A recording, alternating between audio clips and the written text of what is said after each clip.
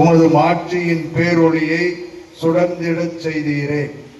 இப்புது தீயை புனிதப்படுத்தி அருளும். ஆவலால் நாங்கள் பற்றி எறிவோமாக.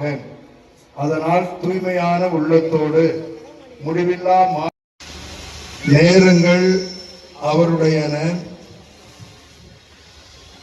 காலங்களும் மாட்சிக்குரிய காயங்களால்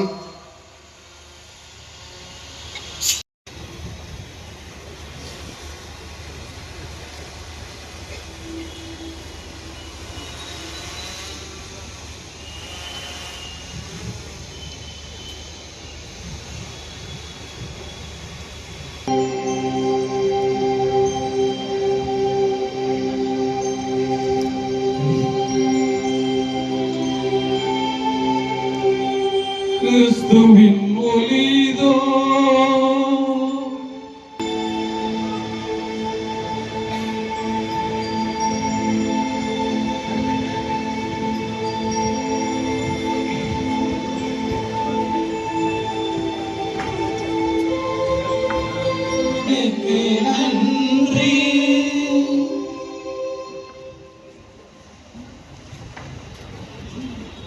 நன்றி. மகிழ்ச்சியோடு பாடப்படுகிறது. எகிப்தின் அடிமை தலையிலிருந்து விடுதலை பெற்று செங்கல் அடிமைத்தனத்தினின்று மீட்டு அருள் வாழ்விற்கு அழைத்து செல்லும் இறைவனின் வல்ல செயல்களை நினைவு கூர்ந்து பாஸ்கா புகழுரை பாட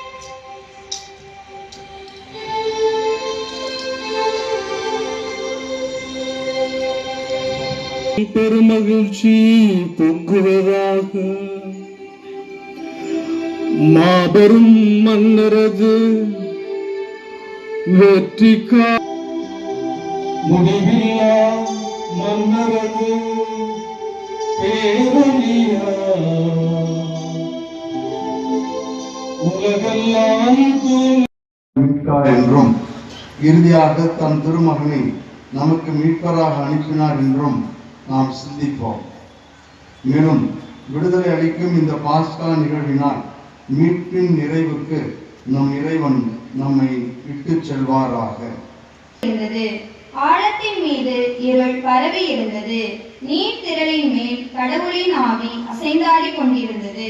கடவுள் ஒளி இருளுக்கு இரவு என்றும் பெயரிட்டார். மாலையும் காலையும் நிறைவுற்று முதல் நாள் முடிந்தது. அப்பொழுது கடவுள் மாலையும் காலையும் நிறைவுற்று இரண்டாம் நாள் முடிந்தது. அப்பொழுது கடவுள் விண்ணுலகிற்கு கீழுள்ள நீர் எல்லாம் ஓரிடத்தில் ஒன்று உயிரினங்களையும் இறக்கையில் உள்ள எல்லா பறவைகளையும் அவ்வவற்றின் இனத்தின்படி கடவுள் படைத்தார். கடவுள் அது நல்லது என்று கண்டார்.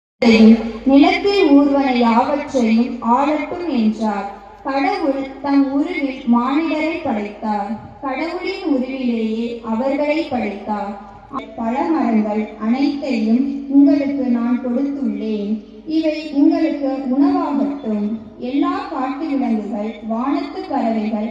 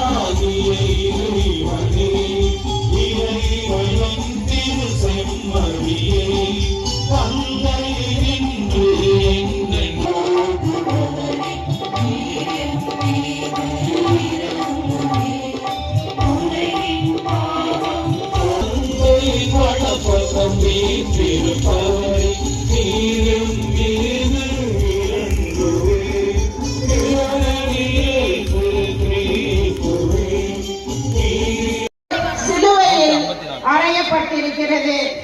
இவ்வாறு பாவத்துக்கு உட்பட்டிருந்த நம் பாவத்தினின்று விடுதலை பெற்றுவிட்டனர் அன்றோ? கிறிஸ்துவின் உயிர்ப்பின் மாட்சியால் ஒளிர்விக்கின்றேன். உமது திரு அவையில் அனைவரும் கிறிஸ்தின் இறைவனாய் என்றென்றும் வாழ்ந்து ஆட்சி செய்கின்ற எங்கள் ஆண்டவரும் உன் திருமகன்